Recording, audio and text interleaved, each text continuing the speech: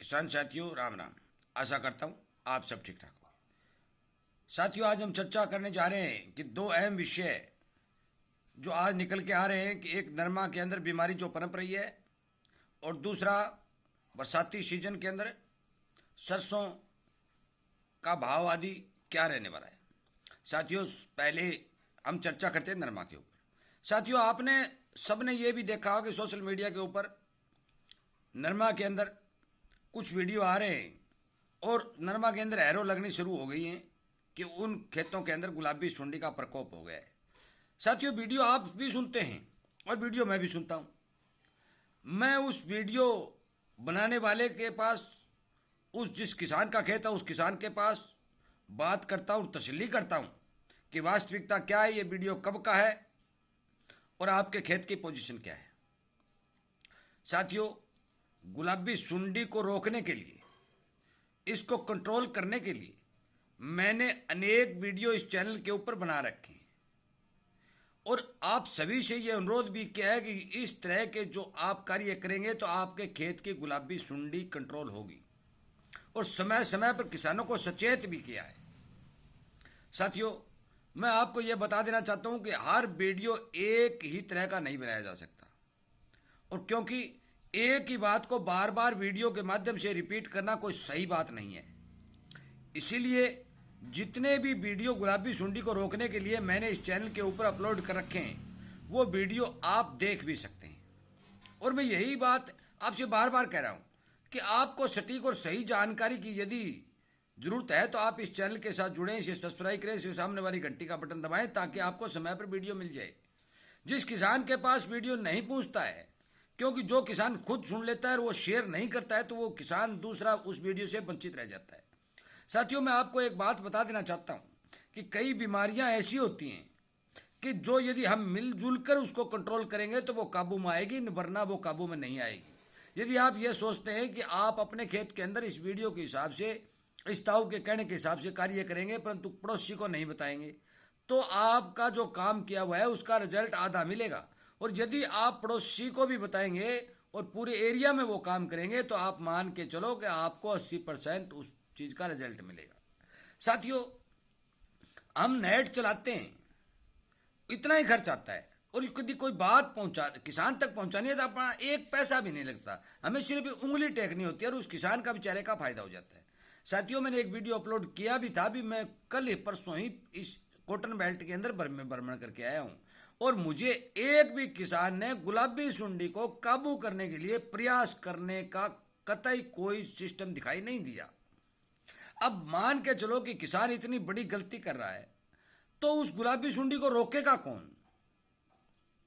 आप ये भूल जाओ कि आप बाजार से खरीद कर यदि जहर या दवाइयों से गुलाबी सुंडी को काबू कर लेंगे, ये संभव नहीं है। मैं बार बार ये बात आपसे कह रहा हूं, हाथ जोड़ कर ये कह रहा हूं कि आप अपनी फसल की सुरक्षा करें। यदि आप सुरक्षा नहीं करेंगे तो आपके हालात बिगड़ जाएंगे, फसलें खराब हो जाएंगी। और मुझे लगता है कि इस बार 90% किसानों के खेत के अंदर गुलाबी सुंडी आएगी, परंतु किसान इस बात को मानने के लिए तैयार ही नहीं है। वो ये बात समझता ही नहीं है कि तुम खुद जब तक प्रयास नहीं करेगा ये नहीं रुकेगी। साथियों, यदि गुलाबी सुंडी को रोकना है तो मेरे नंबर भी आप इस चैनल के ऊपर निकाल के मेरे से बात कर सकते हैं। जो उपाय मैं बता रहा हूं वो कारगर हैं, वो सही हैं, उनका रिजल्ट है। मैं वैसे इस चैनल के ऊपर भों करके माथा नहीं मार रहा हूं, आपके फायदे के लिए मार रहा हूं, किसानी को बचाने के लिए मार रहा हूं, किसान को कम से कम नुकसान हो इसलिए मार रहा हूं। इसलिए कृपया करके या तो आप मेरे पिछले वीडियो इस चैनल के ऊपर जो डाले गए हैं वो निकाल कर देख लें, और यदि वो निकाल कर आप नहीं देख सकते हैं, कोई किसान इस बात को नहीं जानता है तो अपने भाई बंद लड़का जो भी है, जो फोन का जानकार है, उससे पूछ के निकलवा लें। और यदि वो भी आपसे नहीं होता है तो मेरे से सीधी बात कर लें, मैं बताने को तैयार हूं। परंतु बार बार यदि मैं उसी बात को रिपीट कर करके चैनल के ऊपर वीडियो डालता रहूंगा तो ये ठीक नहीं है। साथियों, मैं आपको बता देना चाहता हूं कि गुलाबी सुंडी को आप खुद कंट्रोल कर सकते हैं, दवाइयां कंट्रोल नहीं कर सकती। कृपया करके मेरी बात पर ध्यान दें, फसल में नुकसान होने से बचाएं। अब जो वीडियो आ रहे हैं, ढूकड़ा गांव से आया है, एक हनुमानगढ़ के पास से आया है, एक से इसे शेखूपुर से आया है, एक शाहपुर से आया है। 8-10 वीडियो मेरे पास जो पहुंचे हैं, मैंने देख के उनसे बात भी किया कि उन खेतों के अंदर गुलाबी सुंडी शुरू हो चुकी है, वास्तव में हो चुकी है। और इस एक फिड़कली जो गुलाबी सुंडी की होती है वो 3 किलोमीटर तक अपने अंडे देने के लिए चली जाती है। साथियों, ये कोई झूठ बात नहीं है, ये बीमारी इतनी खतरनाक है कि किसान को चौपट कर देगी, आपकी फसल को बर्बाद कर देगी। कृपया करके इसको कंट्रोल करने के लिए मेरे द्वारा बताए गए उपाय करें, कृषि विशेषज्ञों के द्वारा बताए गए उपाय करें। कृषि विशेषज्ञ आपको जहर की स्प्रे बता रहे हैं, मैं जहर की ज़्यादा स्प्रे नहीं बता रहा। मैं जो फार्मूले बता रहा हूँ उनमें आपका बिल्कुल ही कम खर्च है, 0 खर्च के ऊपर आपको काम करना है। साथियों, कृपया करके इस बात पर ध्यान दें, गुलाबी सुंडी को कंट्रोल करने के लिए जितने भी वीडियो इस चैनल के ऊपर मैंने डाल रखे हैं वो आप सुन भी सकते हैं, क्योंकि हर आदमी आजकल वीडियो चैनल से निकाल सकता है और वो सुन सकता है। अब बात करते हैं सरसों की। साथियों, आपको पता है कि कुछ दिनों से सरसों के भाव बिल्कुल स्टेबल चल रहे हैं, 10, 20, 50 उठती है, 50, 100 रुपये गिरती है। और मैंने पहले भी ये कहा था कि किसान को एमएसपी के भाव ठीक ठाक मिल जाएंगे, आप जल्दबाजी नहीं करें। अब मैं कह रहा हूँ कि जिन किसान भाइयों के पास सरसों पड़ी है, चाहे वो सरकार बेच रही है, खुले में बेच रही है, मुझे पता है हरियाणा सरकार ये कह रही स्टॉक निकाल रही हो, निकालते रहे, परंतु कितने दिन निकालेगी वो स्टॉक, इमरजेंसी उनको रखना पड़ेगा। जो ही बरसात शुरू होंगी, जो ही त्योहारी सीजन आएगा, तेल की डिमांड बढ़ेगी, सरसों के भाव ठीक ठाक मिलेंगे।